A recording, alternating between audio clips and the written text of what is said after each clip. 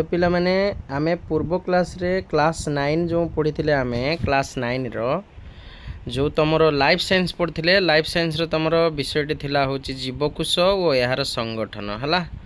पूर्व क्लास रे आमे जो क्लास टी करिछु ताको बार बार देखिबो देखिले जाई कि तमे आज जो क्लास टी हबो ताको बुझी परिबो। ओके तो पिला माने जो माने नुआ आसी आम चैनल को सब्सक्राइब करिना हो से माने आम चैनल को जल्दी जल्दी सब्सक्राइब कर दियो जहा फल आम जहाँ भी अपडेट दबा तार नोटिफिकेशन तुम मन पाखर जाई पहुँच जीवो। ओके पिला माने हो देखो आज क्लास को आम स्टार्ट करवा।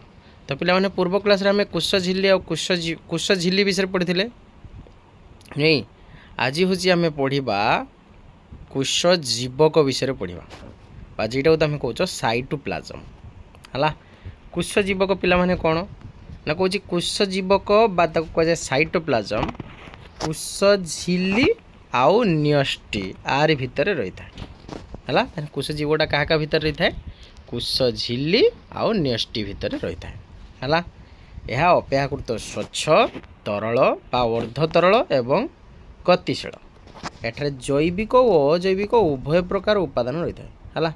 जैविक पदार्थ भी रही है ता सहित अजैविक पदार्थ भी ये रही है। कुश जीवकर विभिन्न कुश अंगिका सब थाए पिला माने कौन कौन से गुड़ा थाए सब ना गोटे हूँ तुम माइटोकॉन्ड्रिया थाए गोटे राइबोसोम थाए गोटे गल्गी बॉडी थाए गोटे एंडोप्लाज्मिक रेटिकुलम बा ताको शॉर्ट कहीं ताको ईआर बोली कहती आउट हूँ तुम लबक थाए आउट हूँ प्लास्टिड सॉरी लबक बा प्लास्टिड थाए आउट हूँ रसधानी बा भैक्यूल थाए है। तो तुम टोटाल कुश जीवक एतिकीटा पार्ट आ प्रत्येक पार्ट गोटे गोटे इंपोर्टाट क्वेश्चन पिला माने एटा शॉर्ट नोट तुम कंपलसरी परीक्षा पड़ो है। तेणु एगुड़ा सब पूरा भल भाव प्राक्ट करदेव जहाँफल तुम एगुड़िक कहीपर लिखिपर है। हाँ कौच पिला माने आ व्यतीत आहरी कौन अच्छी अनेक प्रकार एंजाइम्स अच्छी पुष्टिसार सब अच्छी अमीनो एसिड अच्छी धातव लवण अच्छी आउ केतेक विभिन्न पदार्थ यथा एक्टिन अच्छी माइक्रोट्यूबुल अच्छी एगुड़ा सब पुष्टिसार फिलामेंट है। पुष्टिसार फिलामेंट सब ए रही है। तापर कौच पिला माने कौन ना साइटोप्लाज्म मध्य थिबा विभिन्न कुश अंगिका मानक गठन और कार्यधारा भिन्न भिन्न यहाँ है। जिते सब साइटोप्लाज्म सब विभिन्न कुश अंगिका सब अच्छी सब काम सब पिला माने भिन्न भिन्न प्रकार होता है। तेणु सेगुड़ी को पृथक भाव आलोचना कराहब है।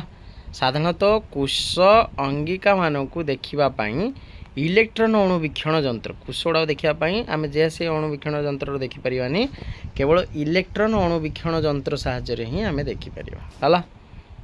तो आसे आम फास्ट पढ़िया माइटोकॉन्ड्रिया माइटोकॉन्ड्रिया चित्र पिला माने पढ़े चित्र को प्राक्ट कर क्या कईटा किस कहुए है। हाँ देख पिला माने माइटोकॉन्ड्रिया हूँ जिते सब सुनिष्ठीय कुश अच्छी पिला माने सब माइटोकॉन्ड्रिया देखा जाए है। ता आकार हूँ सिलिंडर आकृतिर बा काकुड़ी आकृतिर ता बाह्य आवरणटा हूँ द्विस्तरीय है। बहिस्तरटा हूँ छिद्रयुक्त चिक्कण आउ नमनीय है। बहिस्तरटा किस छिद्रयुक्त चिक्कण आउ नमनीय आउ अंतस्तरीय पिला माने एटा भीतर पटक भांगी होगी आंगुठी जेरक आंगुठी भाया लंबी होगी रही है आंगुठी भाया लंबी होगी रही है। भीतर पटक ये आंगुठी भाया लंबी होगी रही है माने क्रिस्टा सदृश देखा जाए है। माइटोकॉन्ड्रिया मध्यवर्ती स्थान को आधार बा मैट्रिक्स बोली कह जाए। रासायनिक प्रक्रिया द्वारा यही क्रिस्टा ठारे शक्ति उत्पन्न हुए ताने को प्रक्रिया द्वारा क्रिस्टा ठारे शक्ति उत्पन्न हुए रासायनिक प्रक्रिया द्वारा है। तो माइटोकॉन्ड्रिया रे अम्लजान द्वारा खाद्य पदार्थ गुड़िकर जारण घटी पिला माने जारण माने जानीपे जारण माने हूँ जेटी आमर ऑक्सीजन को जेटी ये करा जाए कहे जारण विजारण हूँ जेटी हाइड्रोजन उपस्थित हुए से कहे विजारण है। जारण घटिकी से एटीपी और जैविक शक्ति सब उत्पन्न हुए से पिला माने कौन कह जाए ना एटीपी को कुशर शक्ति मुद्रा कह जाए। यहाँ प्रायतः अधिकांश टाइम क्वेश्चन परीक्षा पड़े आ माइटोकॉन्ड्रिया को कुशर शक्ति केंद्र कह जाए। मन रखियो शक्ति केंद्र हूँ किए माइटोकॉन्ड्रिया माने पावर हाउस है। आउ तुम शक्ति मुद्रा किए एटीपी है। पिला माने एटीपी भी फुल फॉर्म पड़े परीक्षार एटीपी फुल फॉर्म हूँ आडेनु साइन ट्राई फॉस्फेट है। आडेनोसाइन ट्राइफॉस्फेट एटीपी फुल फॉर्म है। क्लियर नेक्स्ट पिला माने माइटोकॉन्ड्रिया रो निजस्व डीएनए अणु और राइबोसोम रही थाए हैला आर निजस्व डीएनए थाए आउ राइबोसोम मध्य रही थाए तेणु से माइटोकॉन्ड्रिया को कौन कह जाए ना अर्ध स्वयंचालित अंगिका बोली कह जाए किस कह जाए अर्ध स्वयंचालित अंगिका बोली कह जाए जानी है पिला माने ये थिला तुम माइटोकॉन्ड्रिया सर्ट नोट पढ़ले एतिक ही लिख है तापर आसी देखिए रसधानी माने जेटा कह भैक्यूल देख से पिला से कौन समस्त उद्भिद केतेक आदि प्राणी मान कोशरे अनेक प्रकार छोट बड़ सब थली रही थाए तो ताके कह जाए रसधानी ने विभिन्न प्रकार तरल पदार्थर द्रवण आउ रही थाए हैला प्रत्येक रसधानी एक आवरण द्वारा आवृत होता है एककोशी आदि प्राणी व्यतीत अन्य प्राणी मान कोशरे रसधानी न थाए हैला केवल एककोशी प्राणी मान शरीर ही कौन रही थाए तुम रसधानी रही थाए एमिबा देखी ना सब है एककोशी आदि प्राणी संकुची रसधानी है जल नियंत्रण आउ खाद्य रसधानी पाचन क्रिया साहाय्य करथिला बेले उद्भिद कोशरे रसधानी गुड़िक अपेक्षाकृत बड़ होता है आ सेगुड़ी को कोशर स्फीति और दृढ़ता से माने नियंत्रण करती है तो तापर तुम एंडोप्लाज्मिक रेटिकुलम पिला माने एंडोप्लाज्मिक रेटिकुलम होची एही जालिका नेष्टि आवरणर बहिस्तर सहित संयुक्त हुई कोश भितर विभिन्न दिग देई कोश झिल्ली पर्यंत विस्तृत हुई रही थाए है एटी तुम दी प्रकार देखा जाए एंडोप्लाज्मिक रेटिकुलम गोटे हूँ अमसृण एंडोप्लाज्मिक रेटिकुलम आउट हूँ मसृण एंडोप्लाज्मिक रेटिकुलम है अमसृण एंडोप्लाज्मिक रेटिकुलम पिला माने पृष्ठभाग राइबोसोम अवस्थान करी पुष्टिसार संश्लेषण कर अमसृण जेटा सेटा तुम पुष्टिसार संश्लेषण कर मसृण किस हम ना जहाँ उपरे राइबोसोम न थाए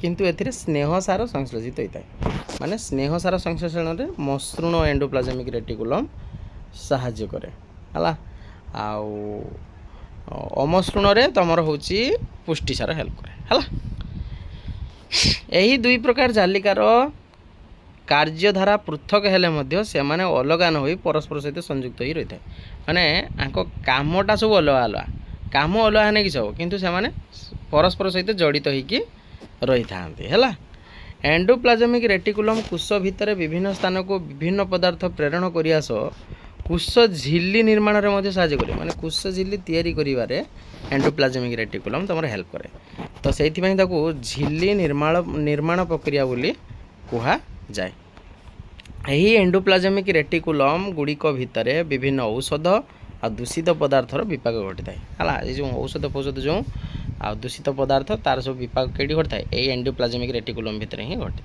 है तापर नेक्स्ट गल्गी बॉडी आंकर आकारटा होता है बक्राकार थली चेप्टा नली बा सूक्ष्म जालिका परी हुई गोटे उपरे गोटे समांतराल भाव एंडोप्लाज्मिक रेटिकुलम निकट रही है गोटे उपरे गोटे गोटे उपरे गोटे एरन समांतराल भाव रही है तापर कौची मसृण एंडोप्लाज्मिक रेटिकुलम थिबा राइबोसोम पुष्टिसार संश्लेषित हुई निधानी माध्यम गल्गी बॉडी भितर को प्रवेश करि थाए है परवर्ती समय रे सेही पुष्टिसार अणुगुड़िक सहित अन्य श्वेतसार स्नेहसार गंधक आदि अणु संयुक्त हुई परिवहन निधानी द्वारा कोश भितर रे विभिन्न स्थान को आवश्यकता अनुसार प्रेरित होता है केतेक परिवर्तित पुष्टिसार अणु कोश बाहर को मध्य पठा जाय थाए एमानक झिल्ली एंडोप्लाज्मिक रेटिकुलम सहित संयुक्त हुई विभिन्न दरकारी पदार्थर आदान प्रदान करिथाए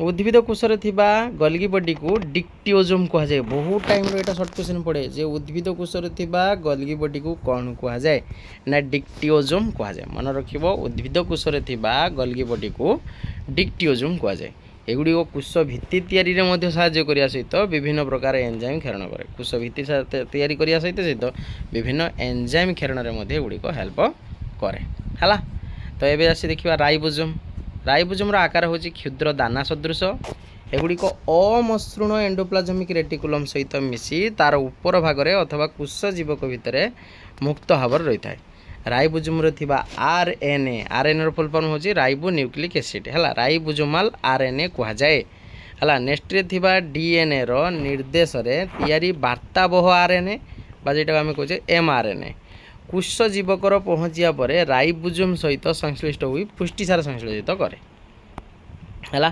पुष्टिसार हूँ पिला माने गोटे जटिल प्रक्रिया एक प्रकार आरएनए आमिनो अम्ल केतेक एंजाइम सहयोग द्वारा पुष्टिसार तैयारी है। तापर से पिला माने लाइसोसोम आसे देखिबा लाइसोसोम एटा सब घुसी दब पूरा लाइसोसोम बहुल भाव में प्राणीकोश देखा मिलता है। यह एक झिल्ली द्वारा आवृत होता है। एथिरे अनेक प्रकार पाचक एंजाइम सब रही है। मसृण एंडोप्लाज्मिक रेटिकुलम थिबा राइबोसोम संश्लेषित यह एंजाइम गुड़ी को गोल्गी बॉडी माध्यम लाइसोसोम को आसी था। कौन सी कारण जीवकोशटी जदि क्षतिग्रस्त बा रुग्ण हो पड़ा ताने लाइसोसोम थी पाचक एंजाइम गुड़ी किस करिए ना जीवकोश विभिन्न जैविक अणुर पचन घटे था। तेणु से लाइसोसोम को कौन कहुए पाचक थली कहुए। पाचक थली क्या कहुए पे ना लाइसोसोम को कहुए। मन रखिए सर्ट क्वेश्चन आसो है जदि क्षतिग्रस्त बा रुग्ण हो पड़े से किस करे ये कै तेणु से कहुए पाचक थली बोली कहुए।